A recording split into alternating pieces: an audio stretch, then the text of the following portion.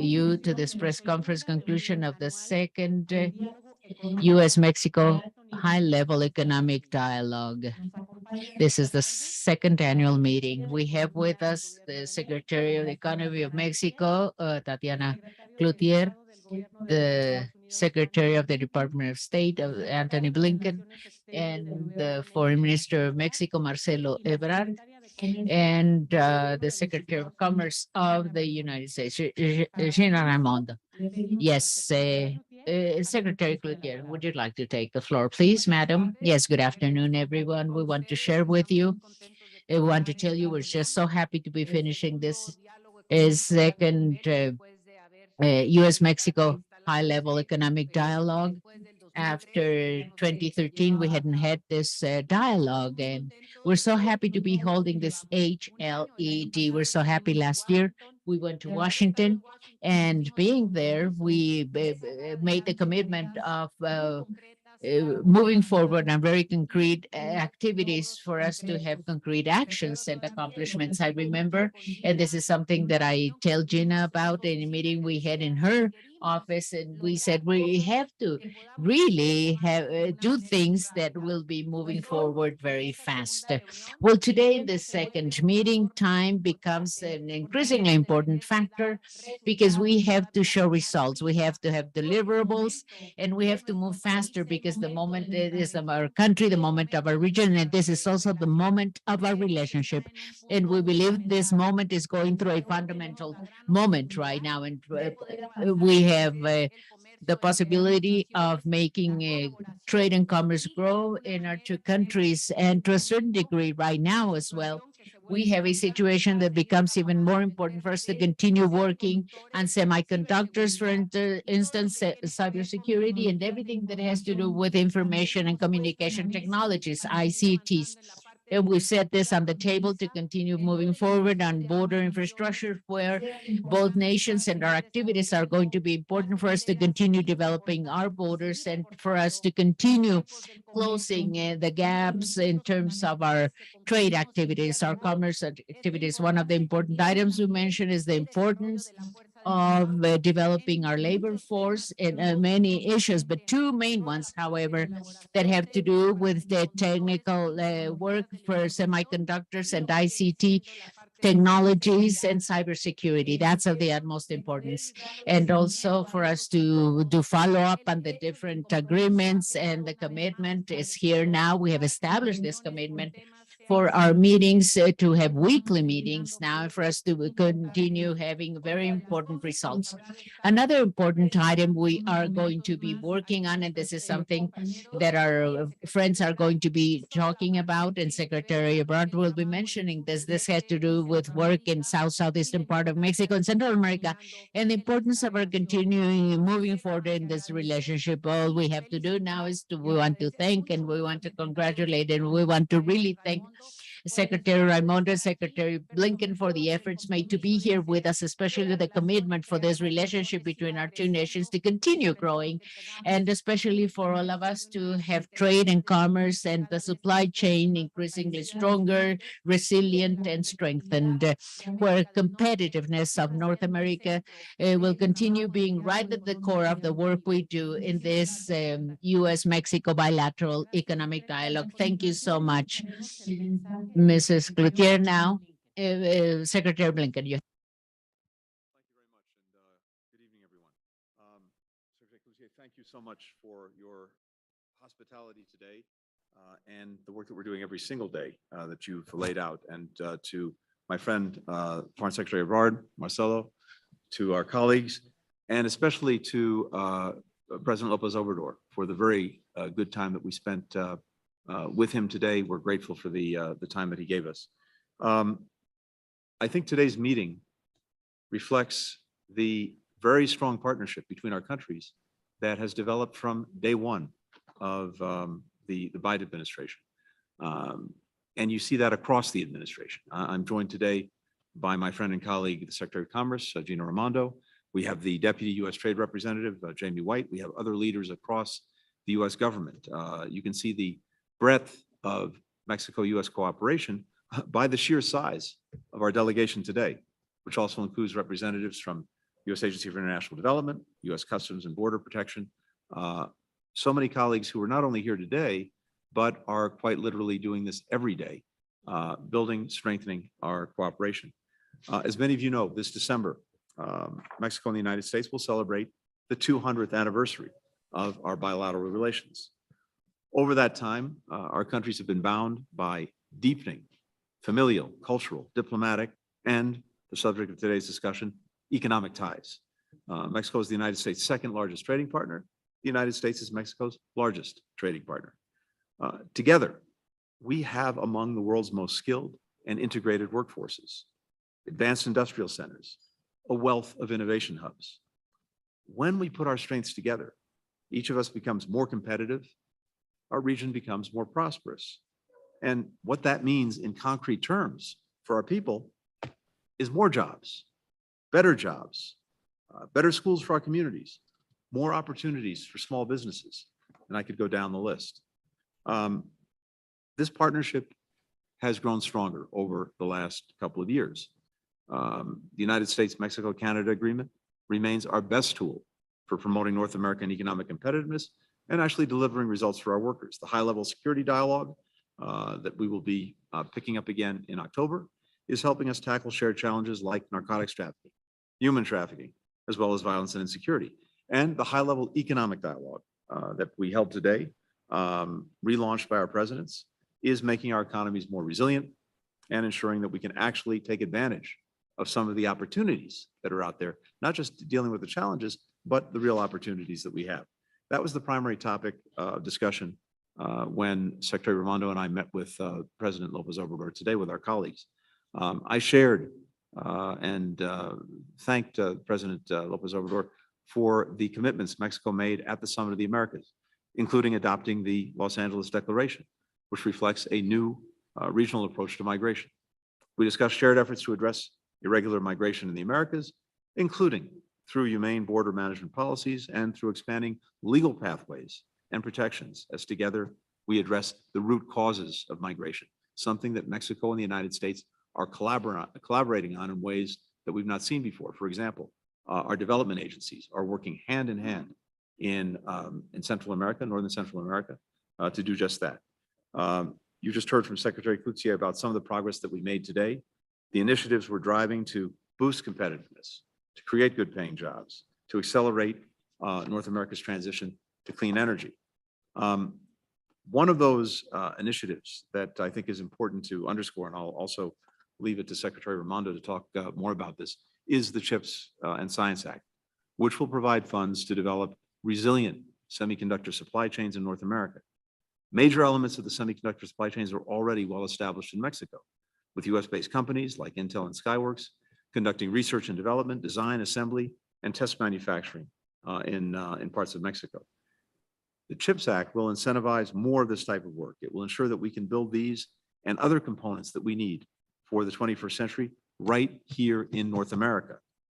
Tomorrow, Secretary Raimondo and I will travel to Indiana to visit a semiconductor factory and see the work already well underway to build the future in North America.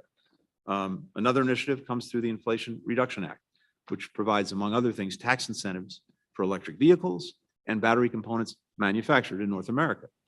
It's a smart investment in a shared future, a way to create more jobs for our people, combat the global climate crisis, strengthen our energy security. And this is something we discussed with President Lopez Obrador today. Like all partners, especially those with relationships as wide-ranging as ours, there are areas where we differ. We're secure enough in our relationship to acknowledge those differences and also to work through them in very practical ways so we can serve the best interests of our people. The discussion that we had today was shaped immeasurably by the engagements that we've had over the past year, not just between our governments, but also with labor leaders, the private sector, civil society.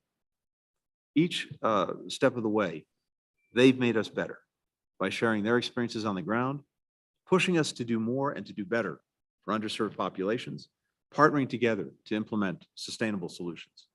Ultimately, that's how we'll build inclusive, broad-based economic growth that delivers for all of our people. So I just simply want to say thanks once again to our Mexican friends, partners, neighbors for the incredibly warm hospitality we've had today, but especially for the terrific partnership. I'm looking forward to making good on the commitments that we've made today, which we believe will produce benefits for many, many years to come. Thank you very much. Gracias, secretario Blinken. Ahora le Thank you, damos Secretary Blinken. Now we give the floor to Secretary Marcelo Ebrard. Thank you so much. Good afternoon, everyone, ladies and gentlemen. I greet once more Secretary Raimondo and welcome, Gina Raimondo. Welcome to Mexico and my friend Anthony Blinken, and who has saved the necessary time to go across the world to be here in Mexico. We highly appreciate it. Those of us in this type of positions know what this means.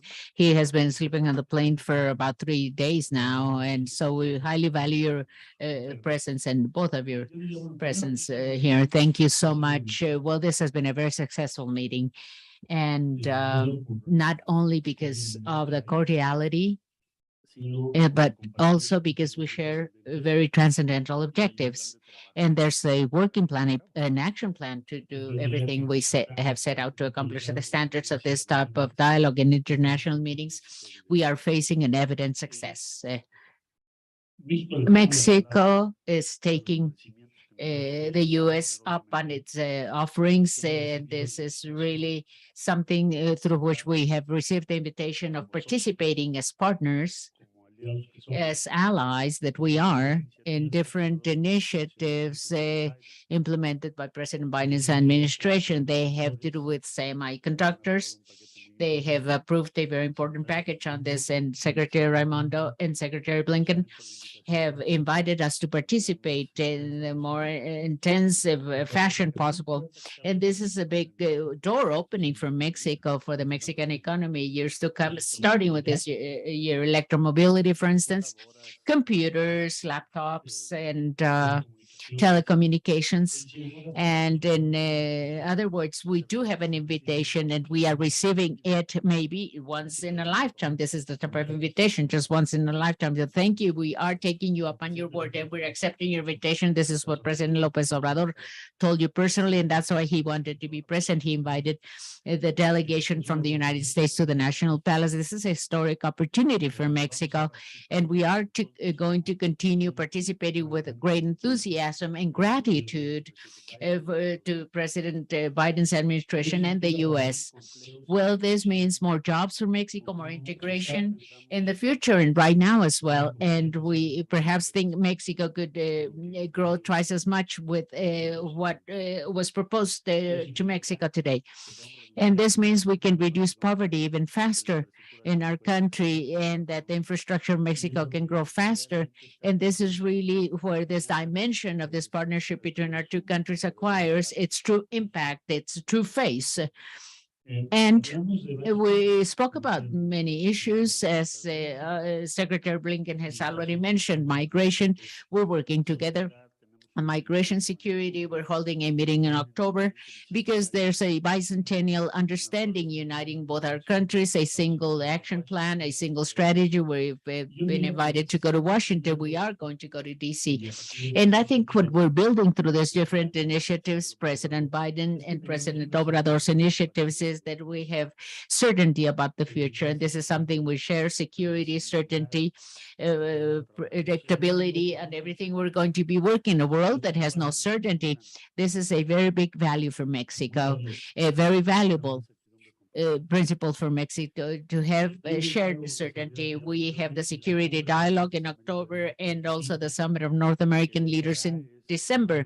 There we are going to be reflecting everything I'm telling you here today. So we want to thank President Biden for his interest for Mexico and the U.S. to be very close to each other, especially Secretary Raimondo and Secretary Anthony Blinken. I know he has done everything for this to become a reality. Thank you so much. Thank you, Secretary Ebrard. Now let's give the floor to Secretary Gina Raimondo to take the floor. Madam. Thank you. Good afternoon, everyone. I also want to join Secretary Blinken in thanking our Mexican colleagues for such warm hospitality and for such a productive day of meetings. So thank you, Secretary Clouthier and Ebrard. And a special thank you to President Lopez Obrador for meeting with Secretary Blinken and I. We met for more than 2 hours. The president was extremely generous with his time, and we'd like to thank him. And I'd like to thank Secretary Blinken, my partner in this work and a dear friend and colleague.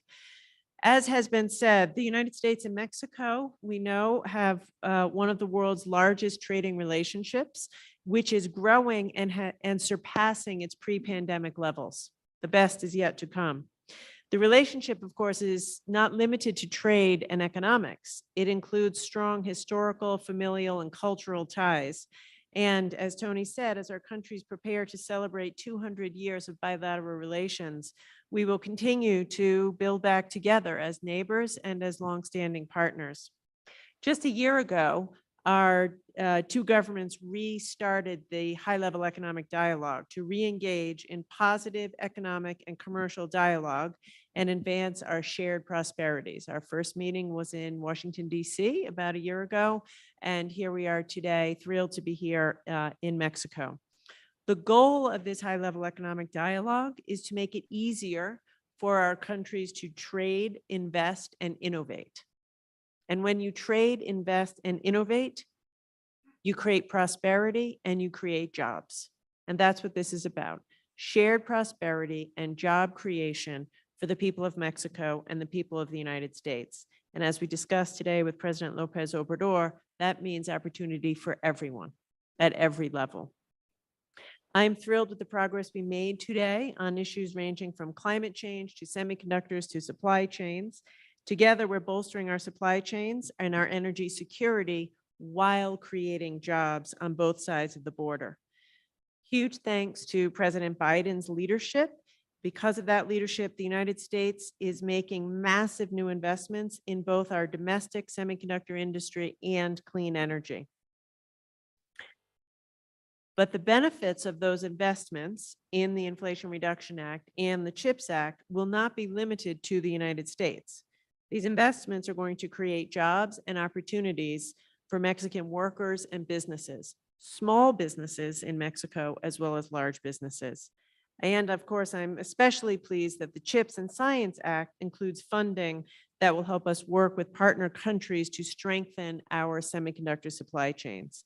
So over the weeks and months ahead, we're going to continue our engagement with the private sector, with labor, education, and civil society, all of whom are essential to our success. And today we agreed in our meetings to have a strong commitment to a transparent process and a lot of stakeholder engagement. We also reaffirmed our commitment to have continuous weekly dialogue as among our teams, and a commitment to meet annually in person at the cabinet level so that we can build on the progress we've made. Together, we're building a secure and prosperous North America that stands ready to tackle the challenges of the 21st century. Thank you.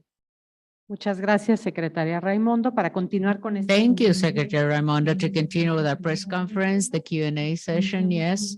Let's begin with Yvette Saldaña, El Universal newspaper. Please, Yvette. Hello, good afternoon. My question is for, I'm right here, the First Secretary Antonio Blinken. Do you think the energy environmental policy in Mexico, does it go against impetus or promotion of clean energies? Do you think it does that? And also protection of the environment? That this is for Secretary Cloutier. My question is, what are the topics of concern, the issues of concern for the United States? Did you include in your discussions today the solar panel situation? There's an agreement between Mexico and Canada, but there's no agreement between Mexico and the United States. Thank you.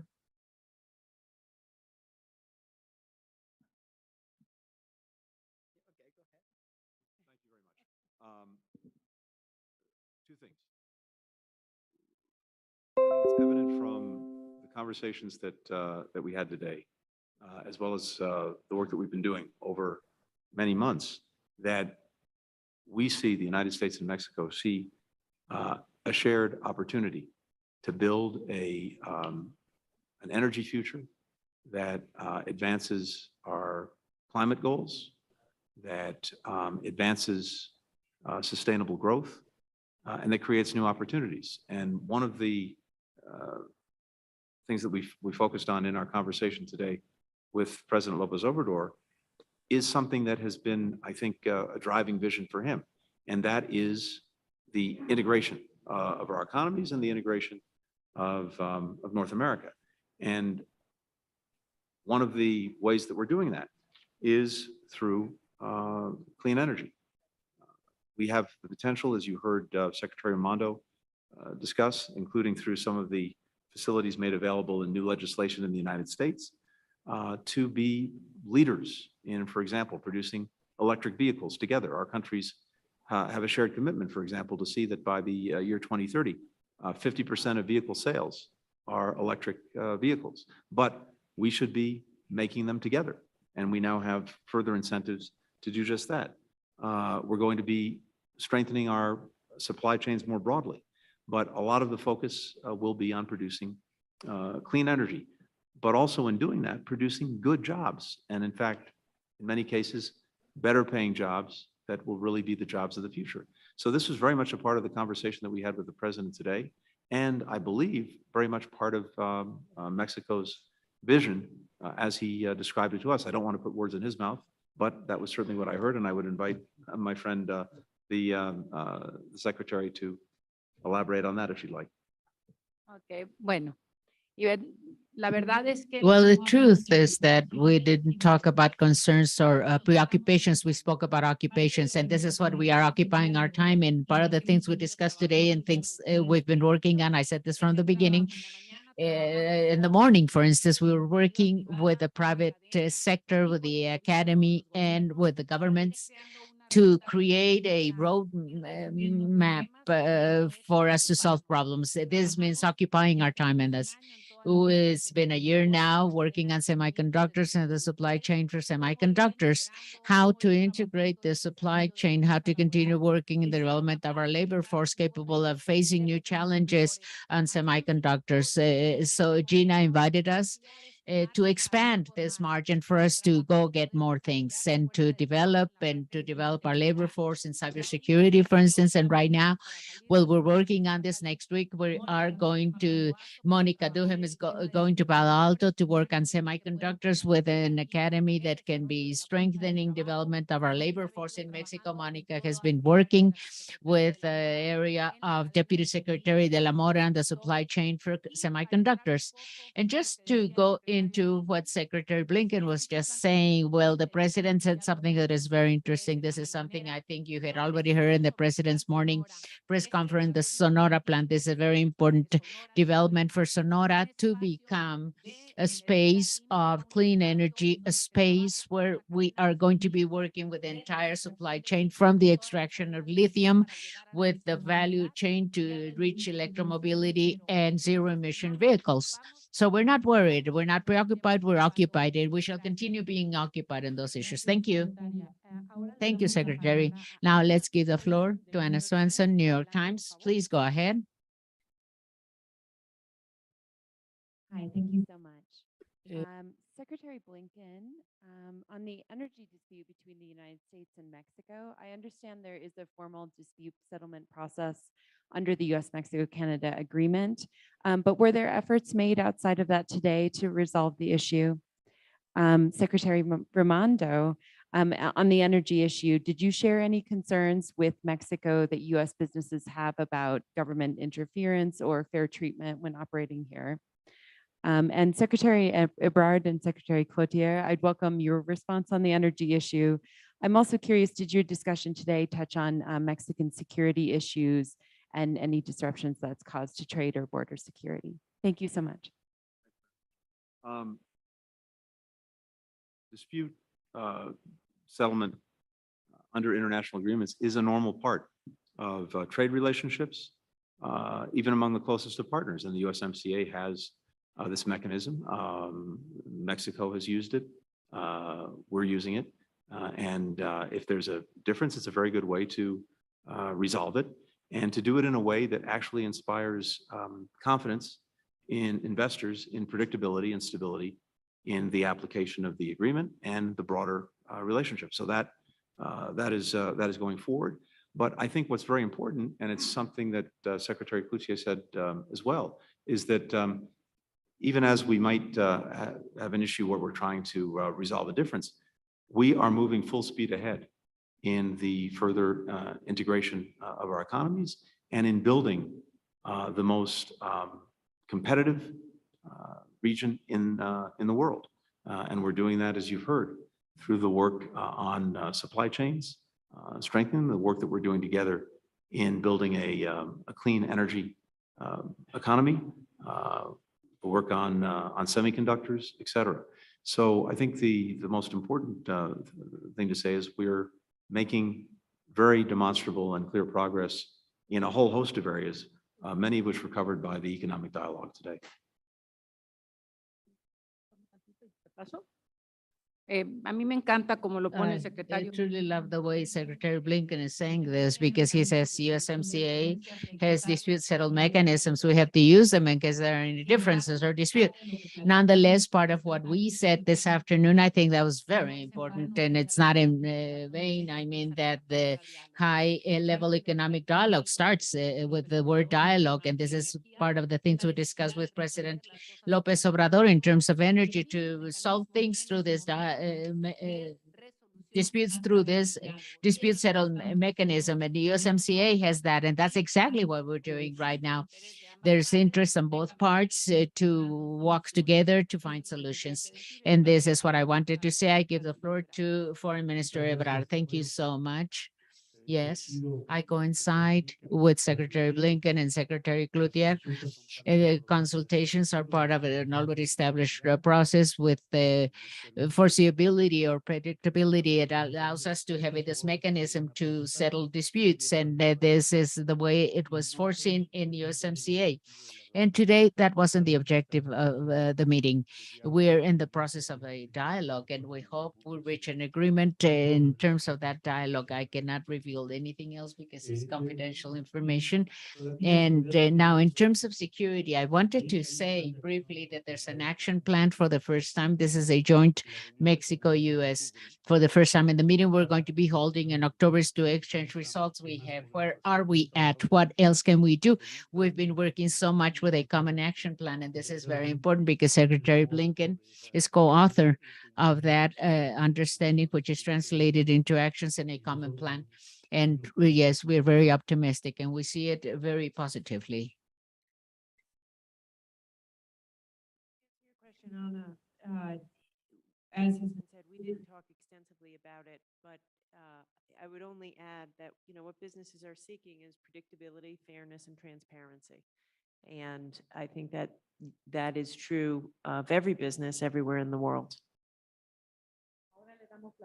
Ahora le damos la palabra. Now let's give the floor to Ernesto Gloria, Enfoque Noticias. One question, please. Thank you. Yes, good afternoon. My question is for Secretary Blinken and Secretary Raimondo. In the conversations you've had with Mexican officials, do you have a date for the arrival of investments? You've announced the $50 billion, for instance. And did you talk about the beneficiary states that are going to be getting those investments? Thank you. So we have already started the process of engaging with stakeholders in the United States.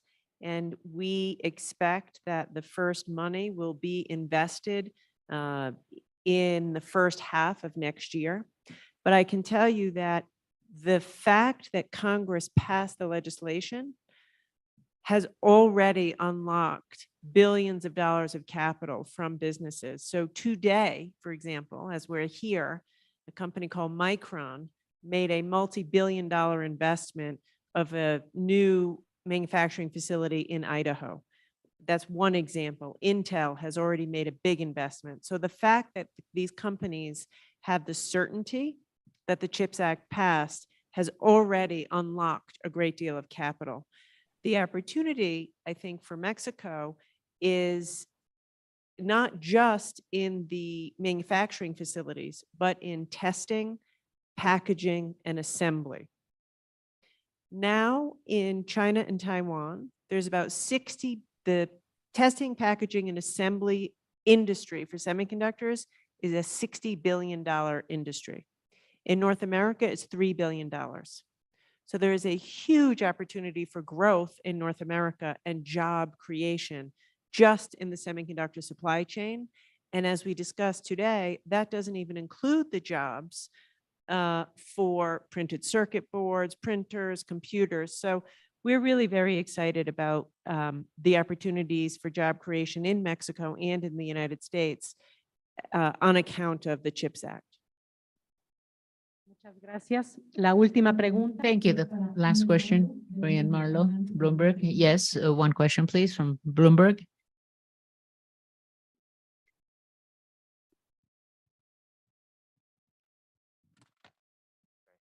Secretary Blinken, just moving to global events now.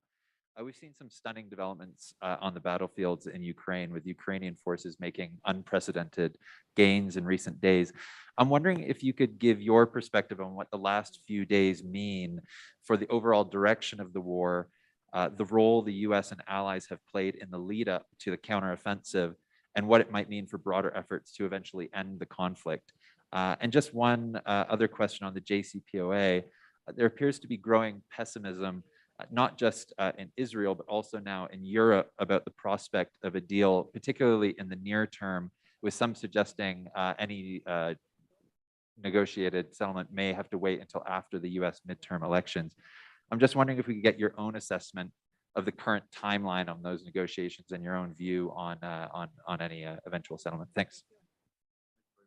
Let me take the last part first on the JCPOA.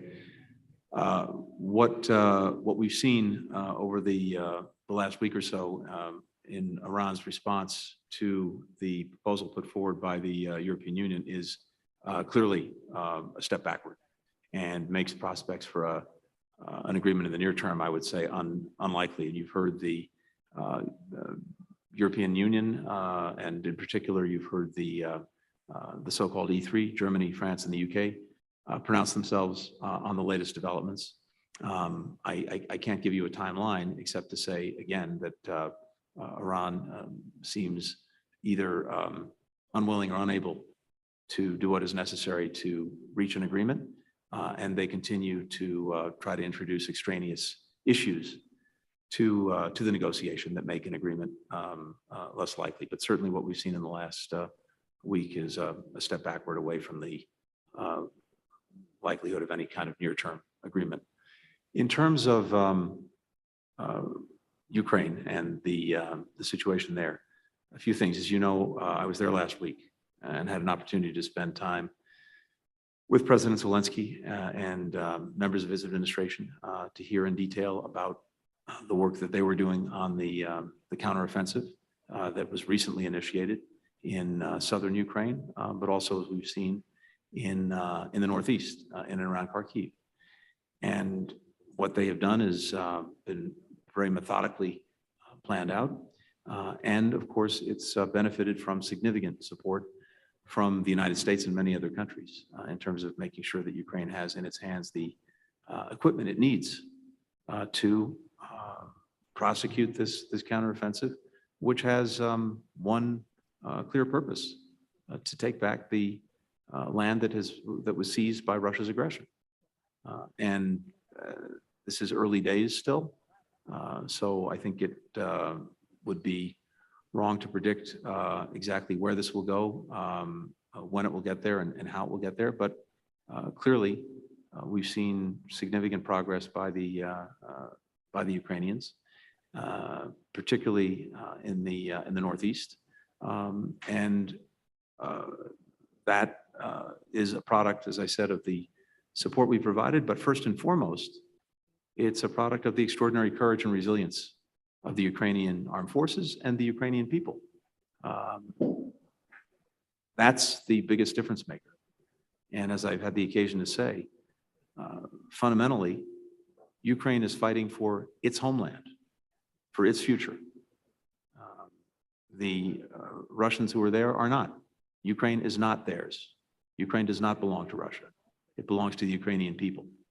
And that's the single biggest difference maker, as I said, that I think we're seeing play out now. Having said all of that, it is too early to tell exactly where this is going. The Russians maintain very significant forces in Ukraine, as well as equipment and arms and munitions. They continue to use it indiscriminately against not just the Ukrainian armed forces, but civilians and civilian infrastructure, as we've seen. The brutalization of the country continues by the Russian aggressor. There is, I think, unfortunately, the prospect that this continues to go on. But I think it's encouraging to see the progress that Ukraine has made. And what I said to President Zelensky on behalf of the United States, and what many other countries have continued to reaffirm, is we will continue to do what is necessary to support Ukraine, to maintain pressure on Russia so that it ends its aggression, and of course, is necessary to shore up our own defenses. Last thing I'll say is this. We've seen that this aggression by Russia, an attempt to erase Ukraine's existence as an independent sovereign state, has also created tremendous challenges in virtually every corner of the world, not only in Ukraine, but and not only in Europe, but all around the world, including in our own hemisphere. We see it in higher food prices, higher energy prices.